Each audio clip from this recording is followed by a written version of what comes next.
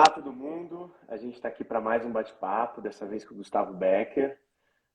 Vou direto para o assunto para já chamar bastante atenção para o vídeo. O assunto é LLM e mundo acadêmico ou carreira acadêmica.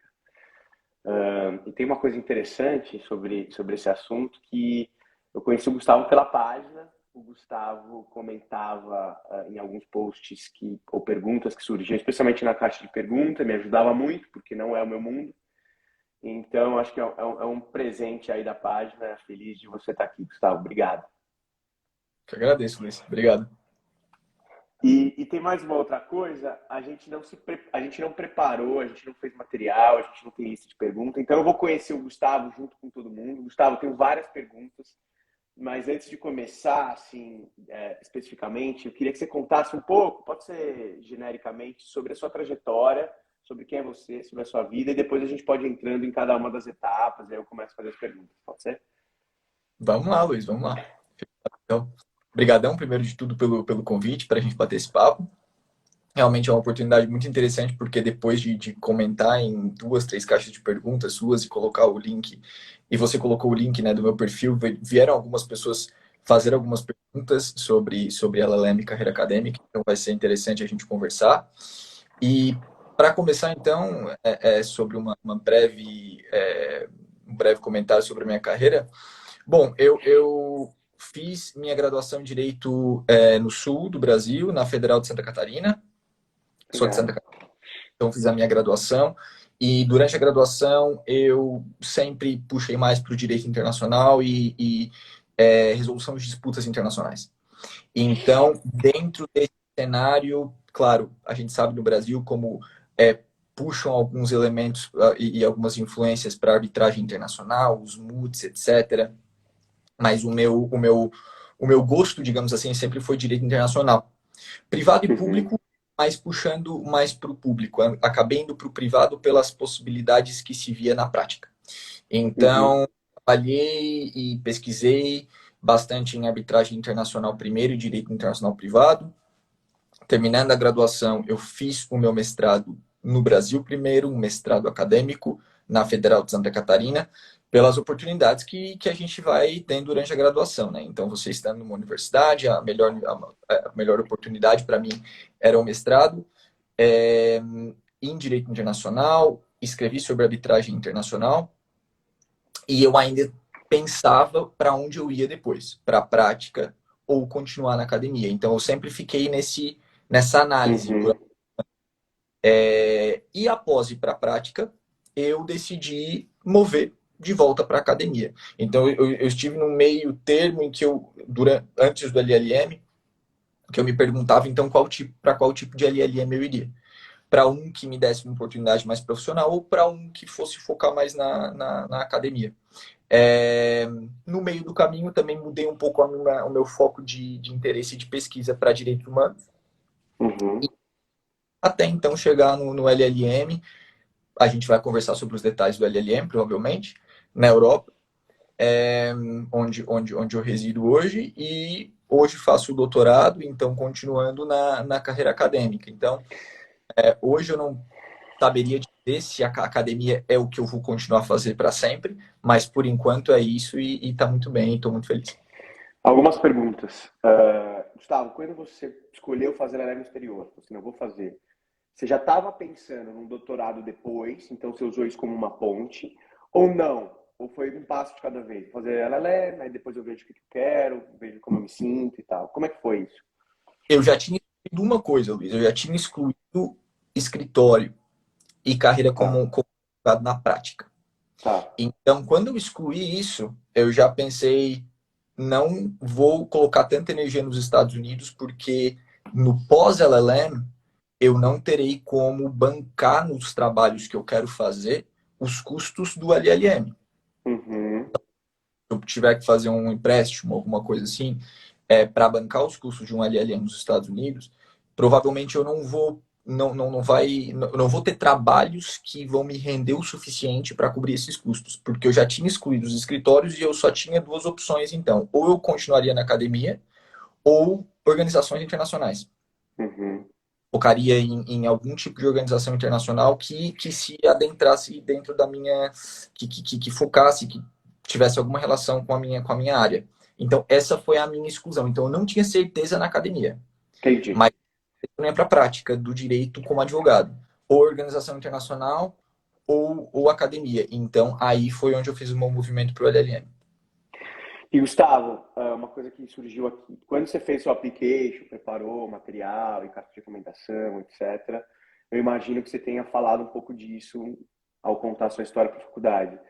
Você Sim. ficou em dúvida sobre que história contar? Ou seja, você ficou em dúvida em ser absolutamente claro? Você achou que suas chances poderiam ser um pouco menores por, sei lá, não querer mais escritório, não querer mais o mundo efetivamente privado?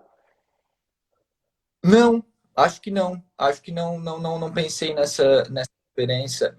Muito pelo contrário, eu usei isso como narrativa das minhas cartas. Então, mostrando que eu tentei, que eu tive experiências em áreas, então, que eu explorei áreas do direito e que agora eu estava Uhum, muito certo.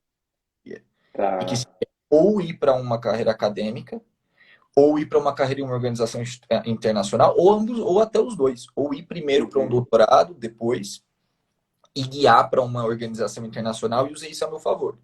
Então, expliquei nas minhas cartas que eu já tinha tido experiência, inclusive enviei cartas de recomendação de dois dos meus chefes em escritórios, e expliquei o porquê que eu fiz esse shift, e como, claro, né, fazendo principalmente esses links com o Brasil, como eu espero que o meu novo tema de pesquisa, o meu novo tema de trabalho, que possa não ser necessariamente acadêmico, mas também aplicado à prática, seria importante para minha carreira, impacto no Brasil, etc, etc. Não, e faz sentido porque no último vídeo, não sei se chegou a ver, mas a gente conversou com a Daniela Gilpena, ela faz parte do time de admissions lá, e ela falou que eles tentam, numa turma de LLM, ter pessoas de perfis diferentes. Eles tentam compor lá uma carteira, então, assim, para eles é legal ter alguém de in-house, ter alguém do mundo acadêmico, ter alguém de, sei lá, de algum outro estado que não São Paulo, isso eu falo de Brasil. Então, eles tentam mesmo procurar uma diversidade para deixar mais interessante, mais rico, enfim, as aulas. Então, eu acho que conversa com isso que você está falando. E aí, cara, Gustavo, próxima pergunta. Você teve alguma bolsa de faculdade, tanto de tuition quanto para viver? Porque eu imagino que você tenha tido uma reserva aí financeira, mas dá um pouco de medo, né? Você imaginar que ou você não tem uma posição assegurada quando você volta, ou que não estão te ajudando no escritório, ou que, sei lá, seu salário provavelmente não vai ser um patamar de um escritório de grande porte. Isso como é que foi essa parte de custo aí? Com certeza, fez total diferença e eu ter optado pela Europa foi muito vinculado às bolsas que me foram garantidas aqui. Então, no Ah, meu ano, eu tentei para tudo, basicamente, para todas as, digamos assim, as tradições de LLM. Estados Unidos, Inglaterra e Europa continental. Holanda, Bélgica, Alemanha. Já estava com os materiais prontos, então vamos tentar vários que façam sentido dentro da minha narrativa. uhum.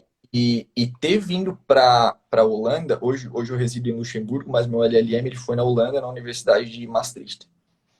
Ter Ah. ido para foi uma opção de grande, com grande vínculo por causa da bolsa que eu ganhei, foi uma bolsa integral. Mas bolsa da faculdade ou alguma externa que financiou? Era uma bolsa já, o programa de bolsa chama Maastricht University High Potential Scholarship. Tá. Então, é um programa que vincula fundos da universidade e fundos do governo da Holanda. E o Interessante. pacote da bolsa é tuition completo e ajuda de custos mensal e voo. Então, é 100%. Absolutamente 100%. E ainda existe um escritório de scholarships dentro da universidade que te ajuda com todo, inclusive, os esquemas de visto e etc. Eles fazem basicamente tudo para você. Você ganha a bolsa, aceita e a partir dali você não se preocupa mais com nada. Sensacional. Então, quando eu recebi as cartas de aceitação, eu fui aceito em várias universidades americanas que eu gostaria e que, posso falar abertamente, acho que talvez causaria um impacto maior no meu currículo. Então, Uhum. Columbia, NYU, Georgetown, mas nenhuma chegava perto da ajuda de custo financeira que eu recebi para vir para a Holanda. Então, dentro desse cenário, olhando o que eu queria depois, eu já tinha excluído os escritórios, eu sabia que o efeito da minha decisão ia ser muito impactante dentro dos meus próximos anos e como eu cobriria os custos desse LLM nos anos seguintes. Aí foi quando eu decidi vir para a Holanda. E você acha que essa bolsa que você ganhou, essa parceria, enfim, tem a ver com o seu perfil ou é mérito? Porque a Daniela de Upper falou assim, em Upper é mérito. Então, assim, você não vai olhar, pode ter alguma consideração, enfim, mas em geral você olha só mérito, independentemente do caminho ou da condição financeira, enfim, lá é mérito. Como foi no seu caso? Você acha que o fato de você ter esse perfil não vinculado a ninguém, ou mais acadêmico, internacional, ajudou ou não? Ou era algo, ou é mérito mesmo? Ajuda, eles fazem, eu conversei com o pessoal do escritório de bolsas para ver como foi a escolha. Eles fazem uma triagem de qualidade de application, então como você redigiu, qual foi a sua trajetória, quais são os seus objetivos, principalmente Entendi. eles preferem dar essas bolsas para estudantes que têm algum projeto já, alguma ideia do que quer fazer depois, mas o que pesa no fim das contas, depois dessa primeira triagem de qualidade de application, é nota, é mérito. Entendi. Mérito nesse sentido, né? Digamos que Entendi. eu não acho que é 100% mérito, mas é nota. Então, o que vai contar muito é o seu histórico de notas do Brasil. E não só notas, mas também outras coisas que você pode ter conquistado durante sua trajetória acadêmica, competição acadêmica durante a faculdade, é, atividades extracurriculares, o que você ganhou em atividades extracurriculares também contam muito, mas eles olham muito para o seu histórico de notas, nessa bolsa específica da Holanda. Interessante. Então, no meu Uh, ponto, no meu caso, eu tive uma certa vantagem porque no mestrado acadêmico, pelo menos da Federal de Santa Catarina, eu não sei como são as outras universidades do Brasil, mas no mestrado acadêmico da Federal de Santa Catarina, notas não são muito importantes, né? A questão do mestrado acadêmico é você se desenvolver enquanto acadêmico, escrever, fazer um belo projeto, ir nas aulas, contribuir. Então não era difícil conquistar grandes notas. uhum, Claro que era, você tinha seu mérito, mas não era algo assim como tirar uma grande nota numa prova de direito tributário avançado durante a claro, graduação. claro. Então, foi uma grande vantagem, porque então eu tinha um histórico de notas muito altas do mestrado e eles olharam primeiro Uhum. notas do mestrado e depois do bacharelado, que eram as minhas notas do bacharelado Interessante. baixas. E como você sabe isso? Eles abriram, eles dividiram com você o método? Eu perguntei Interessante, qual que interessante. foi primeiro e eles falaram que olharam primeiro a do mestrado. Porque no, no, no, no- acho que na consciência dos recrutadores aqui na Holanda, eles pensariam que talvez os cursos que você fez no Brasil durante o mestrado acadêmico seriam parecidos com o estilo do mestrado europeu, que é basicamente você sentar na sala de aula e, né, assistir a aula e fazer a prova depois e nota. E não que é um outro tipo de mestrado em que as aulas são muito mais teóricas e seminários, e a partir do momento que o seu seminário tá bom, você vai ter uma nota boa. Então, acho que foi a partir dali que os tipos diferentes de mestrado, né, acabam Uhum. podendo fazer sentido dentro da sua narrativa. Interessante, que no meu caso foi o oposto, porque eu fiz uma pós em economia na FGV de São Paulo, na escola de economia. Cara, tinha econometria, tinha um monte de curso que eu não fazia a menor ideia.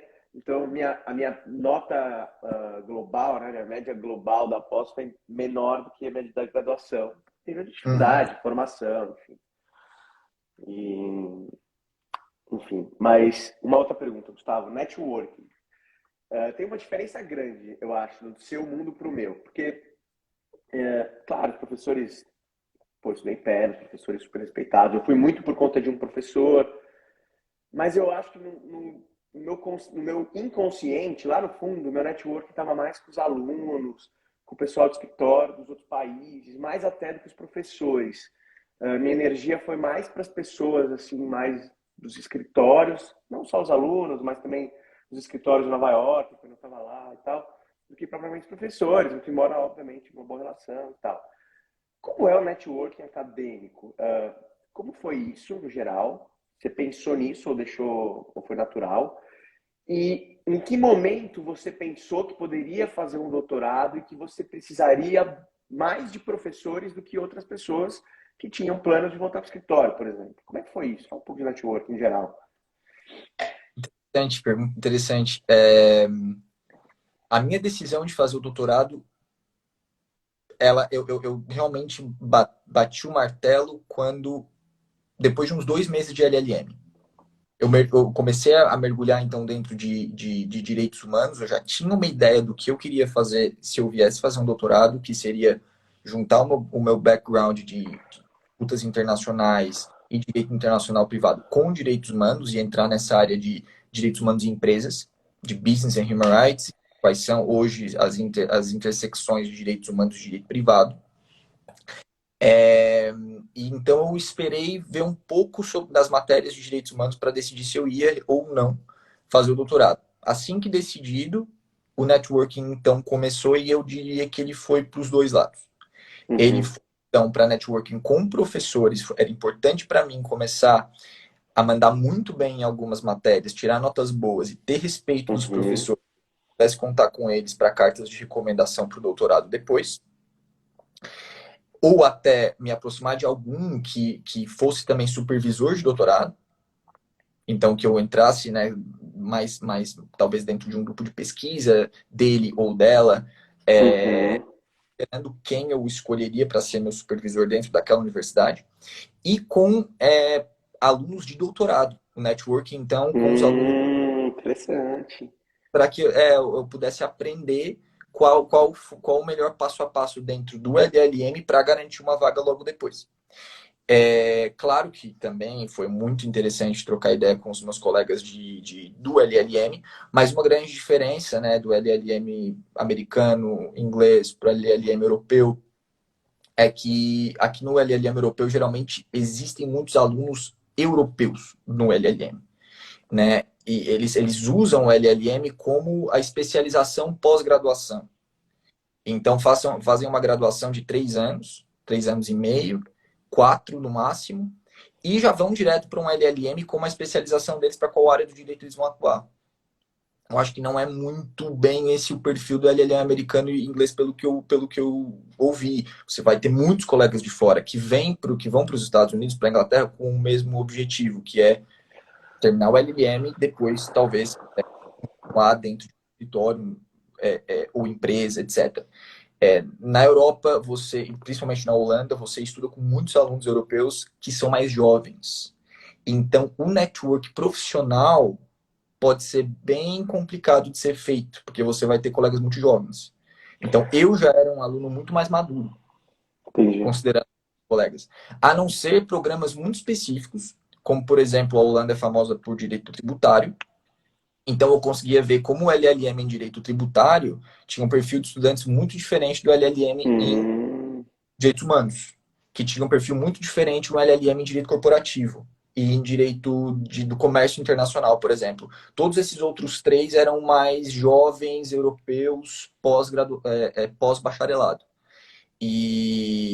Enquanto o pessoal de tributário não. Fazia mais esse perfil do que é o LLM nos Estados Unidos e na Inglaterra, que são já alunos com background profissional, trabalharam 3, 4, 5 anos e depois foram para o LLM. Então, nesse ponto, o network fez uma diferença grande para mim. Eu não tinha tanto interesse em fazer contato com os meus colegas de LLM, mas tinha interesse em fazer os contatos com os alunos de doutorado e com os professores. E isso fez total diferença para aprender como seriam os applications para doutorado e garantir um professor do meu lado no momento do application. fazendo paralelo com os Estados Unidos, aí a gente vai misturando aí as experiências. Realmente, os americanos são um pouco mais velhos que os europeus, muito porque eles têm aquele período, eu nunca sei o nome, mas aquele período em que eles têm 2 anos de matérias gerais que eles fazem, aquele combinado, pode ser economia, engenharia, etc. Depois eles Uhum. escolhem o curso, aí depois eles vão para direito, e aí não faz sentido ter uma especialização, porque basicamente o LLM é misturado com a graduação deles, né? É. Então, e aí aqui, os mais jovens que eu vi da minha turma de LLM em UPenn, foram os europeus, 23, justamente por conta disso, eles vão É, direto, né? vamos E direto. aí, eu já ouvi uma vez de um doutorando em pé, não lembro qual faculdade, e não lembro nem se era em pé, mas algumas faculdades, você, você não pode fazer doutorado na faculdade que você se formou, ou você não, não era isso. Você não pode virar professor na universidade que você fez doutorado. Você considerou algumas. Como foi? Porque. E aí a minha pergunta é a seguinte: você fez doutorado, você está fazendo doutorado numa outra faculdade que não Maastricht, né? Sim. Como é que foi essa decisão? Você pensou, você tentou ficar, ou você queria mudar de ares? Como é que foi isso? E aí a pergunta com esse meu pensamento é: você pensa em dar aula por aí? A gente pode falar de futuro mais para frente, mas se quiser já introduzir. Claro, claro. É, quando eu decidi, então, fazer o doutorado, Luiz, eu estudei quais são os formatos de doutorado. Uhum, Porque eu tinha uma certeza já, depois de ter trabalhado em escritório no Brasil e já ter feito, ter guardado ter feito uma poupança, ter ideia da minha estabilização financeira, eu não queria mais voltar ao status de estudante e procurar por bolsa. E ter sempre anualmente todo esse trabalho, você ter que procurar por um outro financiamento, uma outra forma de apoio financeiro. Eu queria um doutorado em que fosse trabalho, em que uhum. a cidade me visse como funcionário e que eu me visse como funcionário, que tivesse um contrato de trabalho e que, enfim, todas as garantias como um funcionário. E esse doutorado ele existe em algumas regiões da Europa. Então, eu primeiro fui estudar quais seriam esses formatos de doutorado que são diferentes. Então, eu aprendi Quais que. são os formatos? Quais são os formatos, Gustavo? Fala um pouquinho aí, Uhum. rapidamente. Então, na Europa Norte, então, Benelux, Bélgica, Holanda, Luxemburgo, e também Alemanha, esse é o formato tradicional. Você é contratado. Uhum, Você é contratado pela universidade, você é funcionário da universidade e você vai escrever a sua tese ao mesmo tempo que você dá aula ou faz pesquisa num projeto específico. Enfim, você vai ter seu trabalho para a universidade e você vai também ser estudante. Então você tem os dois status. Enquanto na Inglaterra, nos Estados Unidos, na Austrália, você é estudante. Você é PhD tá, student. Você tá. não é chamado de candidate. Você, ou doctor. Ah, Mas, inclusive, o termo você vai ser student. É, e você não vai trabalhar. Você vai buscar, pode até trabalhar se tiver algum tipo de acordo com a universidade, mas o formato mais tradicional é você ser aprovado enquanto estudante e, em paralelo, você busca qual vai ser a sua forma de financiamento. Então, essa forma de financiamento pode ser feita pela universidade, pelo governo daquele país que você vai, ou pelo governo brasileiro, quando a CAPES tinha fundos para todo esse apoio de doutorandos fora do Brasil, não sei como está hoje, mas pelo menos era assim no passado. Eu sabia que esse não era o modelo que eu queria. Muito embora as melhores universidades em ranking mundial, elas uhum, questão de common law. Então, são as americanas, as inglesas e Melbourne. E a Austrália, todos common law. Mas, para mim, eu sabia que não era esse o modelo de vida que eu ia querer depois. Então, ia para além do doutorado, ia para mais qual tipo de vida, qual tipo de trabalho que eu quero depois. Então, foi onde eu decidi focar na região de Benelux. Excluí a entendi. Alemanha também, porque eu não falo alemão e na Alemanha os doutorados são 90% em alemão.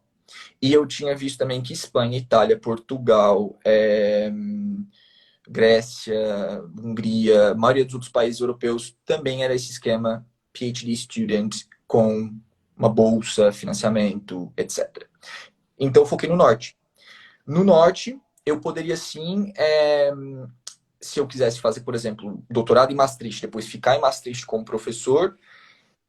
Lembro que alguém comentou alguma coisa muito parecida com o que você disse, mas não era que não poderia, né, dar aula depois de terminar o doutorado na mesma universidade.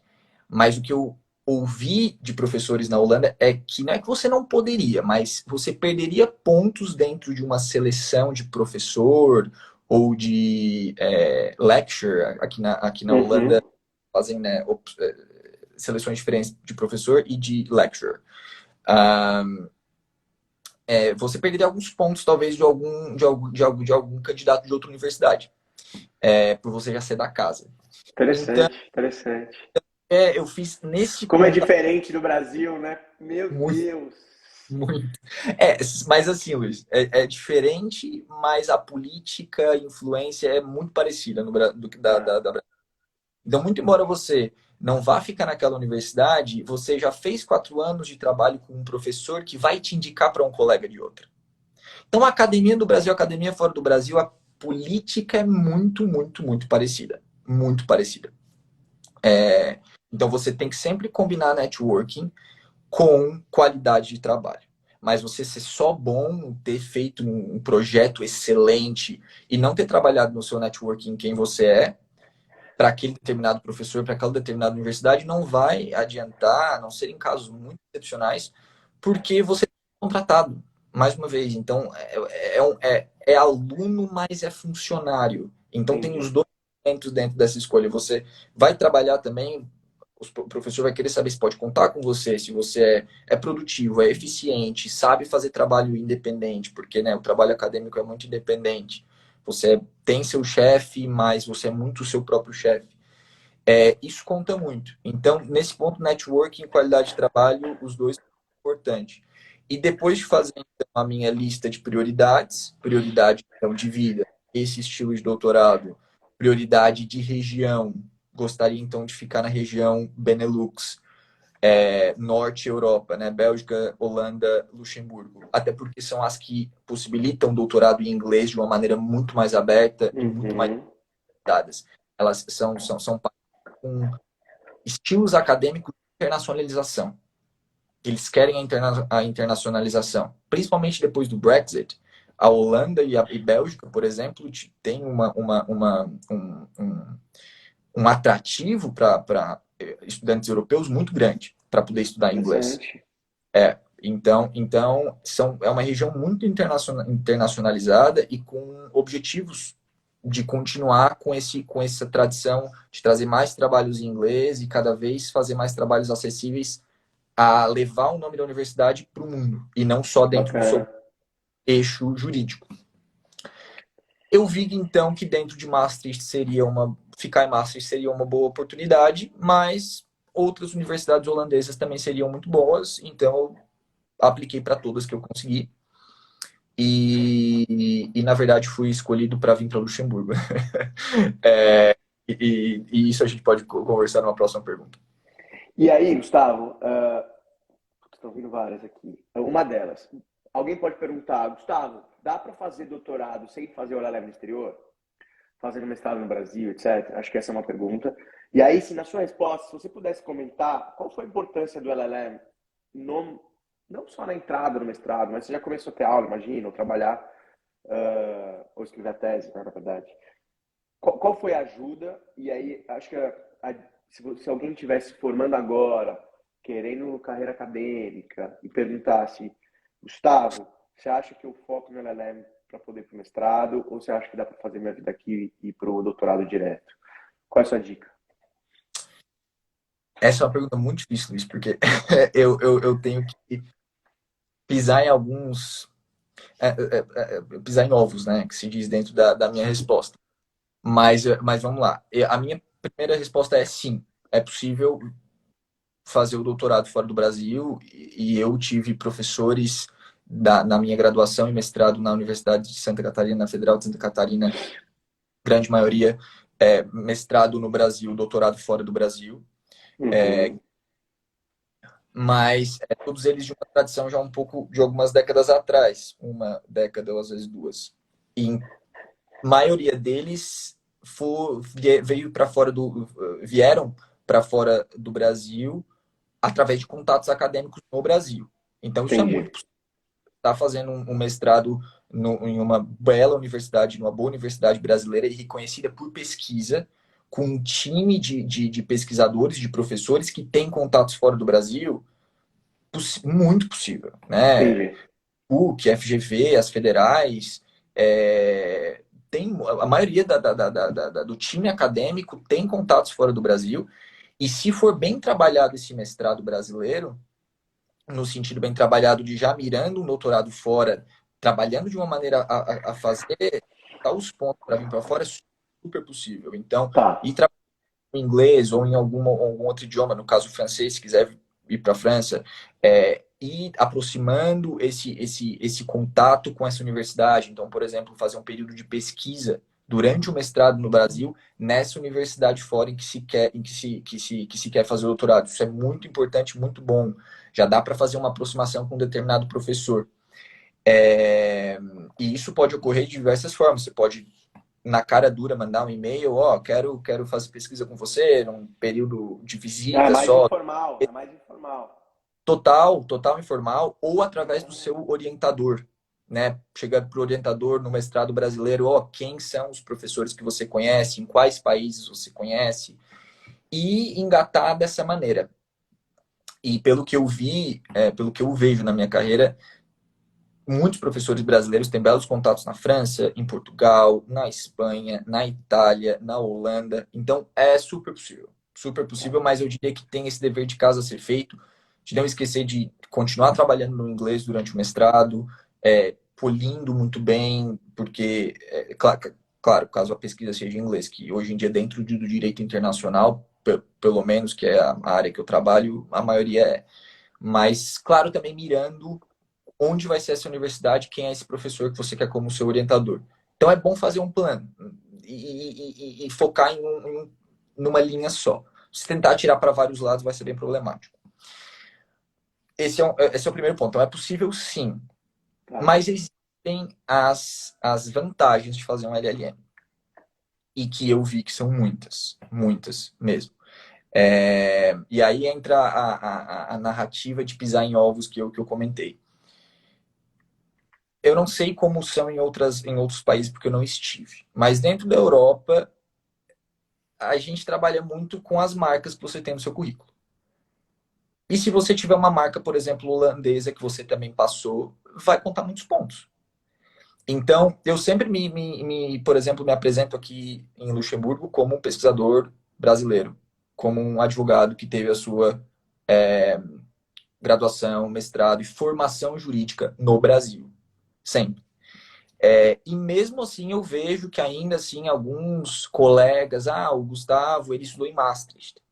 E vem para mim complementar, não, a minha graduação e o meu mestrado são brasileiros. Eles puxam para cá. Existe essa tendência. Então, é o jogo. Claro que você vai ter os seus próprios princípios e valores e lá defender, não, eu vim do Brasil, a minha formação é brasileira, eu aprendi direito no Brasil, mas se você deixar, a tendência é que os seus colegas, o seu chefe, vão ver o último grau que você tem, a última graduação que você tem, se for uma universidade europeia, vão puxar para cá. Mas você está falando de um jeito que isso é valorizado. Eu não sei se eu entendi exatamente o Muito! ponto. Eu, Ah, eu, tá. eu, é É. problemático porque desmerece o nosso background brasileiro de alguma maneira, eu acho, mas conta pontos, muitos pontos. Então você tem que saber jogar o jogo, na minha opinião. Você não precisa de LLM, isso é besteira, você pode aplicar para um doutorado fora do Brasil de toda forma. Já ouvi isso muito de vários acadêmicos brasileiros. Verdade. Mas o mundo como é, as impressões na Europa como elas são, e às vezes em outros países do norte como são, se você tiver uma graduação do norte, vai sim contar. E o seu cartão de visita vai contar demais. Fora também as habilidades que você vai criar. Você vai, depois de um LLM, você vai ter muito mais facilidade de fazer uma argumentação jurídica em inglês. Você vai ter mais contatos fora do Brasil. Você vai estar muito mais confortável em se comunicar juridicamente dentro da sua área em inglês. E isso ajuda demais. Fora que você também pode começar a se adaptar já para qual tipo de tradição acadêmica você quer se afiliar. Então, para mim, isso também foi muito importante. Estar na Holanda foi muito importante para entender esses tipos de doutorado, por exemplo, que é uma coisa que eu não fazia ideia. Interessante. Aí eu fiz questão de frisar essa questão do pisar em ovos e tal, porque para mim é uma coisa que incomoda, né? Como a última graduação que você tem, o último grau que você tem, por exemplo, é holandês, então vão me apresentar como um pesquisador holandês, que tem uma tradição holandesa. Não, não tem. Eu fiz um LLM na Holanda. Eu fui um ano. Um ano em comparação a outros 7 de estudos no Brasil. Então, conta muito, muito bom. E para mim facilitou demais. E eu acho que outros LLMs de outras universidades com nomes mais fortes, americanos, por exemplo, ingleses, contam ainda mais. Você vai conseguir fazer um application muito mais forte se você tiver Uhum. um LLM de uma universidade com renome. Mas você também precisa de plano. Esse LLM de uma universidade famosa, com renome, não vai garantir a vaga de doutorado. Perfeito. Então, tem que sempre fazer parte de uma estratégia, eu diria. Você não pode contar em ir para NYU, ir para Georgetown, qualquer outra universidade, UPenn, pensando que depois esse brand vai estar no seu currículo e você vai para qualquer lugar. Não Uhum. acontece.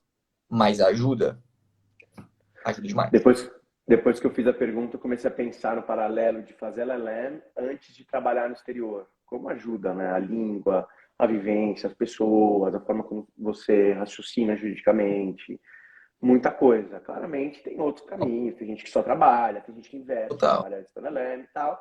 Beleza, mas eu acho que é um processo, né? Acho que você começa no LLM mais tranquilo, um ambiente que você fica um pouco mais confortável, depois vai para o escritório que é mais duro, é grana, os caras querem que você produza, então você vai numa linha assim, linear, né? Mas, Inclusive, cara, uma pergunta. só Oi? um ponto, próxima pergunta, só um parênteses. Claro. Um exemplo, na verdade. Eu conheci vários doutorandos brasileiros que dentro dessa trajetória no Brasil, primeiro mestrado no Brasil, decidiram começar o doutorado fora, porque um supervisor já tinha, um orientador já tinha esquematizado uma vaga para esse aluno fora do Brasil, e esse aluno decidiu fazer o LLM durante o doutorado. Conheci um número Olha de. só. Então já foram aprovados em uma universidade fora do Brasil depois do mestrado. Dentro desse novo perfil, já sou doutorando, mandaram os applications para os LLMs americanos ou ingleses, sabendo o quanto eles também ajudariam em deixar o currículo robusto. Então, fazendo esse programa durante o doutorado. E que também funciona muito bem as possibilidades, inclusive, de bolsa de LLM para um doutorando são ainda maiores. Diferente caminho, interessante. E Gustavo, e comparar o doutorado que você está fazendo, ou o doutorado tradicional, pode ser outro formato, com aquele sanduíche que eu já vi outras pessoas fazerem, sei lá, na USP, por exemplo, você faz doutorado, vai estudar um semestre ou um ano fora e volta como parte do doutorado Brasil. Como que você, quais são as principais diferenças? Assim, eu sou totalmente leigo, por isso que eu estou te perguntando, talvez seja óbvio. Não é não, Luísa. É uma pergunta super válida e realmente esses títulos fazem a gente ficar bem confuso. Mas a diferença principal é que quando você vai fazer um período de pesquisa fora, é isso. Você vai fazer um período de pesquisa fora. O que você comprova?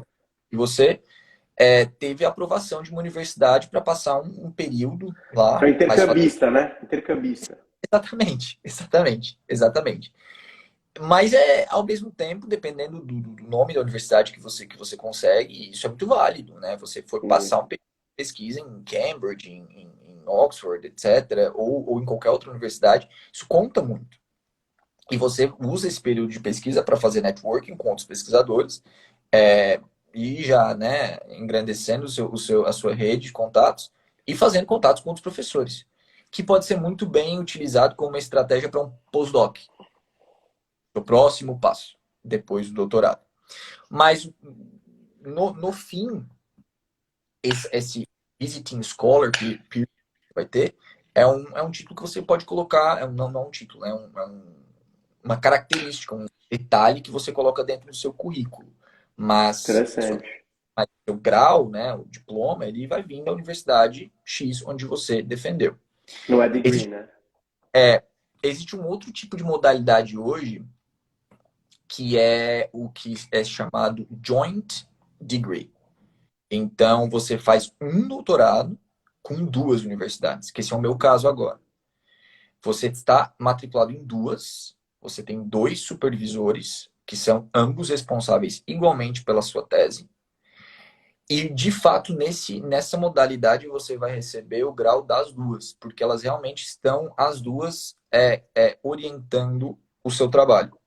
Então, no meu plano, por exemplo, como eu já pensava em continuar na Holanda, mas acabei recebendo uma proposta de trabalho muito mais interessante em Luxemburgo. Após ser matriculado na Universidade de Luxemburgo, eu iniciei um processo para fazer um joint degree com a Universidade de Amsterdã, porque dentro do meu ano Olha, eu já tinha feito um contato com um professor de Amsterdã que estava interessado no meu trabalho. Então, para não perder esse contato e esse pé na Holanda que eu queria deixar, essa foi a minha estratégia. Então, vim para Luxemburgo primeiro e depois convidei a outra universidade, através da Universidade de Luxemburgo, para o Joint Doctorate. e eles precisam ter uma parceria ou não necessariamente? Sim, até Depende. faz um ano que eu ainda estou trabalhando no contrato de parceria, que você vai ficar mediando entre as duas universidades e tendo um belo trabalho administrativo, diplomático, às vezes, porque vai ter uma argumentação, por exemplo, onde vai ser a defesa. Passei por isso, vai ser em Luxemburgo, vai ser em Amsterdã, e os secretários de ambas as universidades vão discutir, talvez às vezes por um mês. E você vai ter que encontrar uma Caramba. estratégia dessa e desenhar o contrato como melhor lhe convenha ou como melhor os seus supervisores quiseram. Mas também existe essa modalidade hoje, e que eu sei que pode ser muito bem usada com universidades brasileiras. E Gustavo, uma pergunta que para mim é chave e vai um pouco do porquê que existe essa página. Já falei várias vezes, enfim, mas acho que vale repetir. Quando eu resolvi criar a página, acho que foi um pouco por falta de fontes confiáveis ou por o fato de eu ter algum tipo de privilégio, por ter muitas pessoas perto de mim no escritório no Brasil, que tinham ido para a LEM e podiam dividir comigo as experiências e tal. Então eu conversei com muita gente. Mas eu sei que não é a realidade de todo mundo, por várias razões, tudo bem. Minha pergunta para você é, Gustavo, qual é a fonte, ou quais são as fontes que você bebeu durante esse caminho para descobrir tudo isso? Porque eu imagino que, não sei, talvez não, mas talvez para você seja ainda mais difícil do que para a gente, porque eu acho que menos pessoas vão fazer doutorado no exterior do que ela é em escritório hoje em dia. Então, assim, que pessoas que você conversou, quem foram as pessoas que foram importantes nesse seu caminho? E além de pessoas, teve alguma, sei lá, teu amigo que viu vídeo no YouTube, por exemplo. Então, que, de onde que veio tudo isso? Como você descobriu?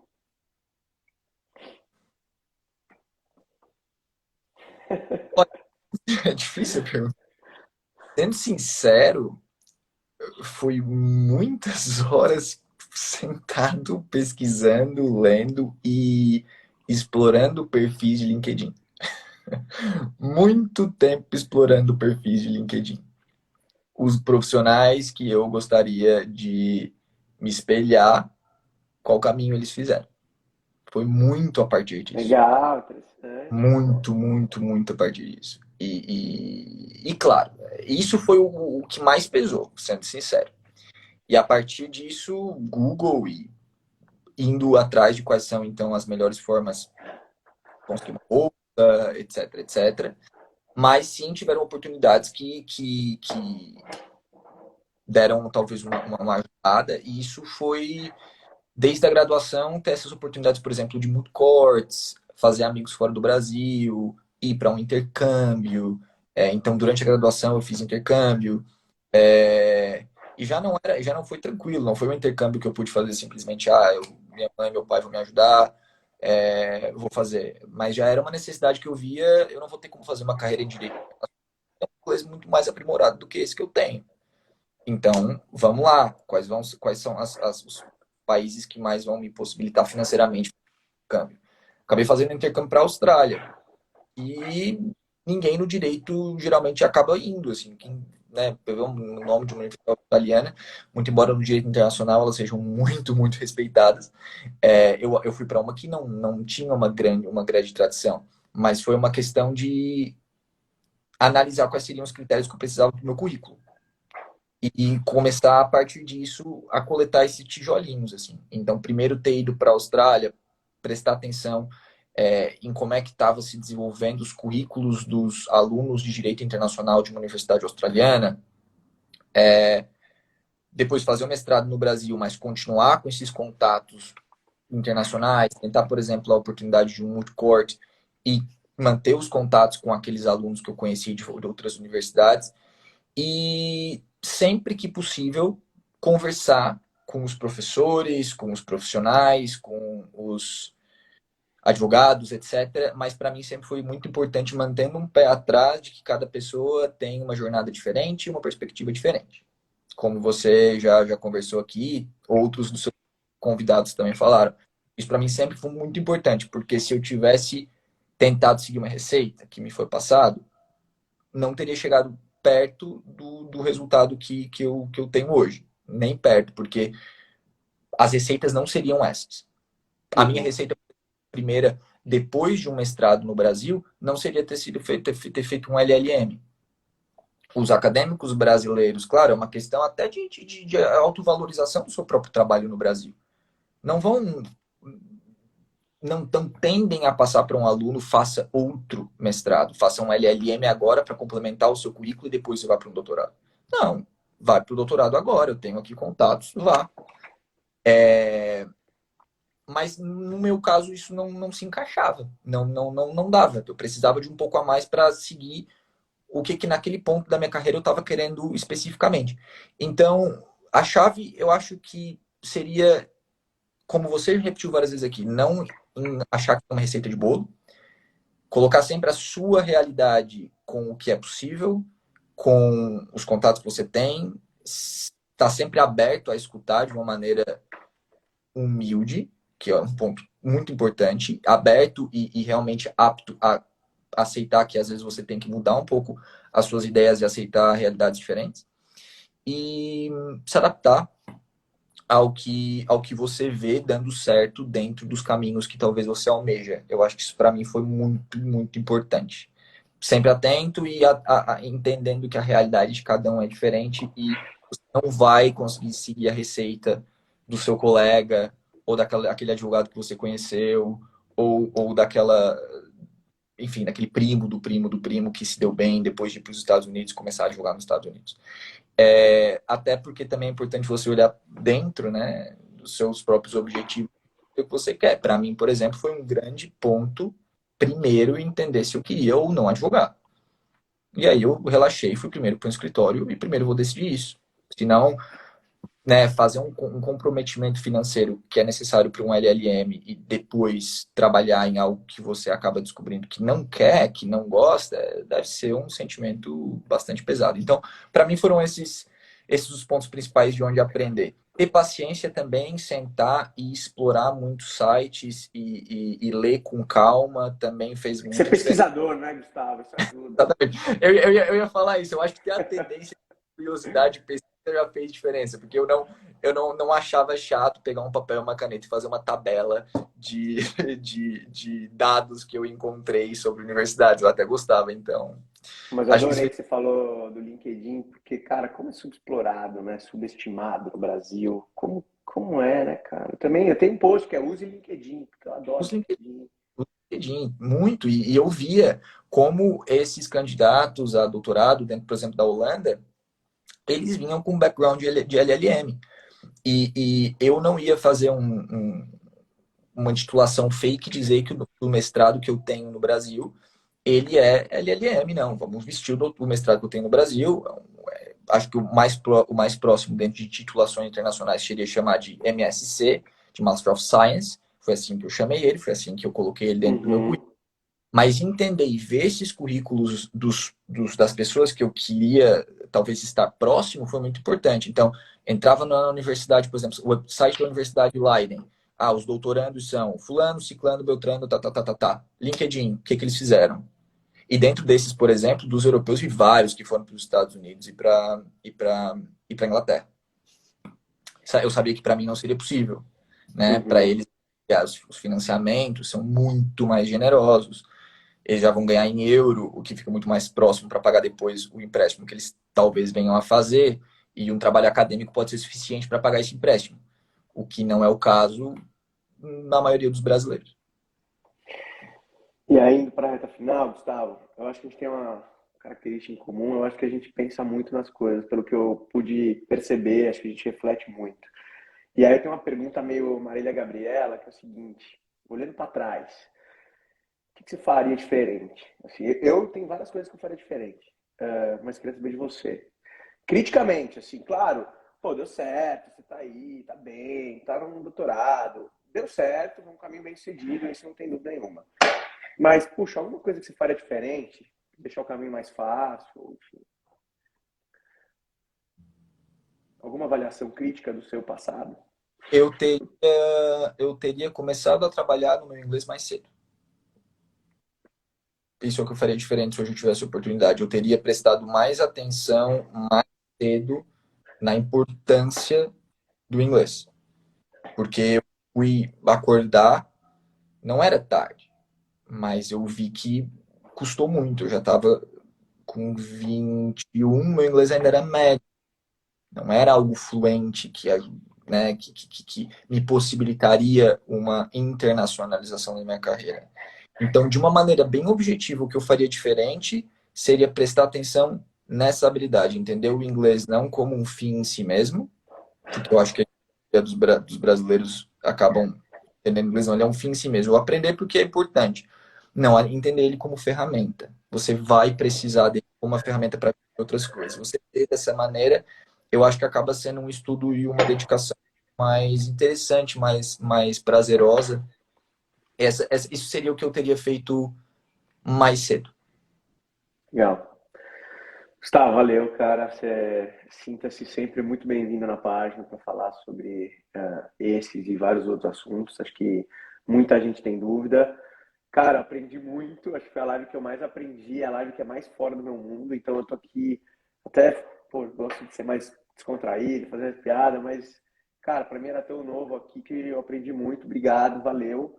E acho que, imagino que muitas pessoas vão te procurar depois da live, espero. Então, obrigado, cara, pelo seu tempo, pela dedicação e por toda a exploração que você está fazendo na Europa. Valeu. Maravilha, Luiz. Eu que agradeço. Foi um prazer conversar com você. Espero que sim ajude vários seguidores da sua página a se encontrar briamente e seguir com seus objetivos para o LLM. Legal. Obrigado, Gustavo. Até a próxima. Valeu, cara. Valeu, tchau, tchau. Tchau.